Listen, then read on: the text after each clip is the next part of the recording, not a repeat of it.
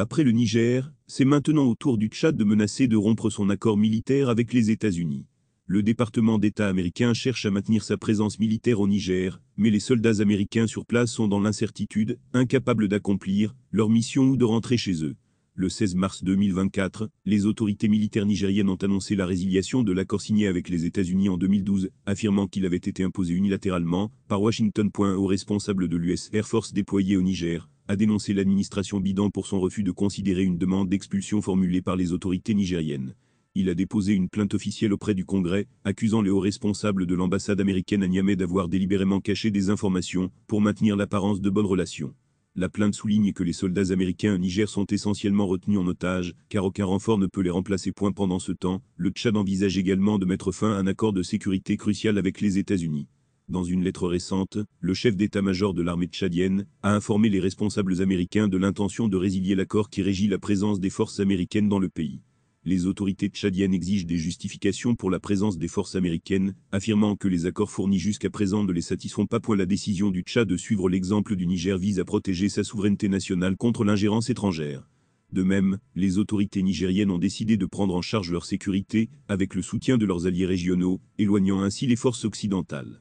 Bien que Washington tente de convaincre ces pays de maintenir la coopération militaire, leur détermination à mettre fin à ces accords reste forte. Le Premier ministre nigérien a récemment réaffirmé cette décision souveraine lors de discussions avec les responsables américains, tandis que les Nigériens ont exprimé leur soutien lors de manifestations à Niamey pour exiger le départ des forces américaines.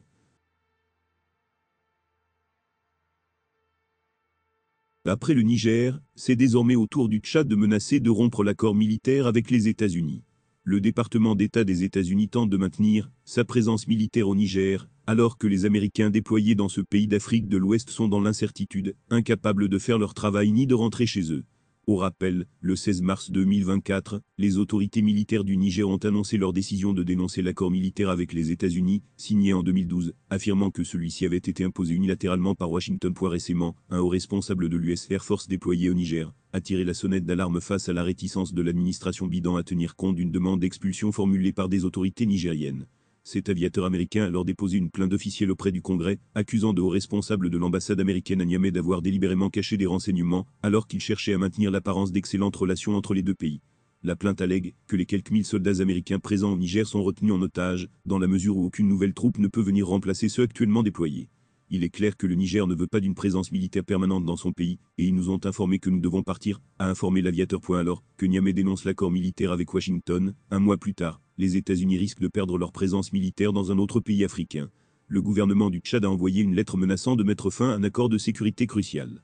Dans une lettre envoyée la semaine dernière par le chef d'état-major de l'armée tchadienne, Idriss Amina, l'attaché américain à la défense, a été informé par des responsables tchadiens de l'intention d'annuler l'accord de statut des forces à l'étranger, SOFA, un accord qui détermine les règles et conditions dans lesquelles le personnel militaire américain peut opérer dans le pays. Les raisons de ces menaces résident dans le fait que les autorités tchadiennes ont demandé aux militaires américains les textes d'accords bilatéraux justifiant leur présence sur la base d'Adji Kozui.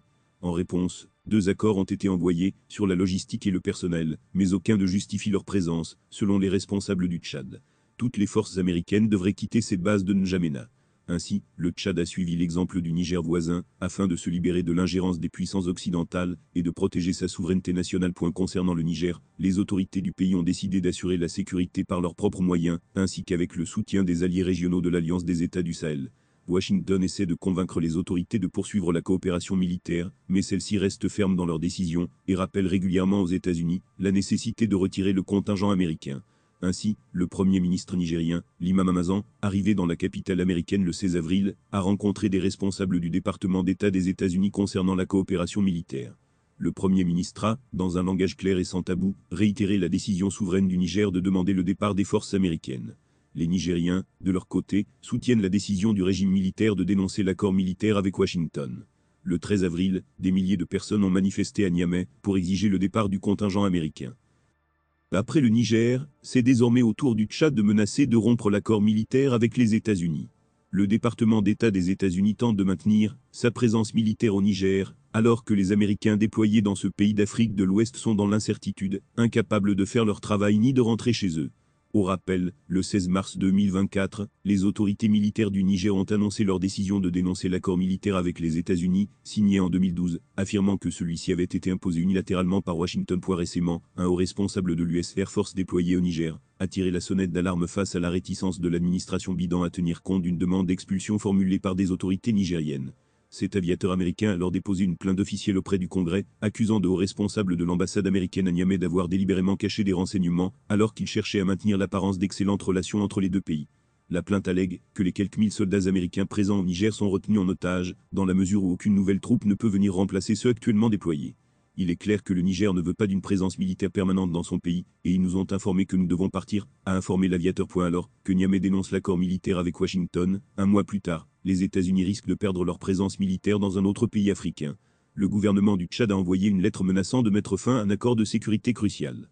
Dans une lettre envoyée la semaine dernière par le chef d'état-major de l'armée tchadienne, Idriss Amina, l'attaché américain à la défense, a été informé par des responsables tchadiens de l'intention d'annuler l'accord de statut des forces à l'étranger, SOFA, un accord qui détermine les règles et conditions dans lesquelles le personnel militaire américain peut opérer dans le pays. Les raisons de ces menaces résidant dans le fait que les autorités tchadiennes ont demandé aux militaires américains les textes d'accords bilatéraux justifiant leur présence sur la base d'Adji-Kozui. En réponse, 2 accords ont été envoyés sur la logistique et le personnel, mais aucun ne justifie leur présence, selon les responsables du Tchad. Toutes les forces américaines devraient quitter cette base de N'Djamena. Ainsi, le Tchad a suivi l'exemple du Niger voisin, afin de se libérer de l'ingérence des puissances occidentales et de protéger sa souveraineté nationale. Concernant le Niger, les autorités du pays ont décidé d'assurer la sécurité par leurs propres moyens, ainsi qu'avec le soutien des alliés régionaux de l'Alliance des États du Sahel. Washington essaie de convaincre les autorités de poursuivre la coopération militaire, mais celles-ci restent fermes dans leurs décisions et rappellent régulièrement aux États-Unis la nécessité de retirer le contingent américain. Ainsi, le Premier ministre nigérien, Limam Hamazan, arrivé dans la capitale américaine le 16 avril, a rencontré des responsables du département d'État des États-Unis concernant la coopération militaire. Le Premier ministre a, dans un langage clair et sans tabou, réitéré la décision souveraine du Niger de demander le départ des forces américaines. Les Nigériens, de leur côté, soutiennent la décision du régime militaire de dénoncer l'accord militaire avec Washington. Le 13 avril, des milliers de personnes ont manifesté à Niamey pour exiger le départ du contingent américain. Elle ajoute que certains concours, qui n'avaient pas été organisés lors des sessions précédentes, tels que le concours direct des pompiers civils, agents servant de recrutement, des techniciens supérieurs des travaux publics option assainissement, seront ouverts pour cette session 2024, afin de répondre aux besoins exprimés pour ces emplois.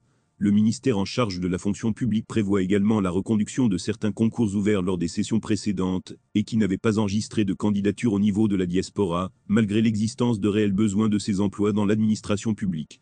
Il s'agit notamment de ceux de démographes, ingénieurs des travaux publics option bâtiment, ingénieurs des travaux publics option route et transport, ingénieurs statisticiens économistes, médecins spécialistes en cancérologie, cardiologie, néphrologie.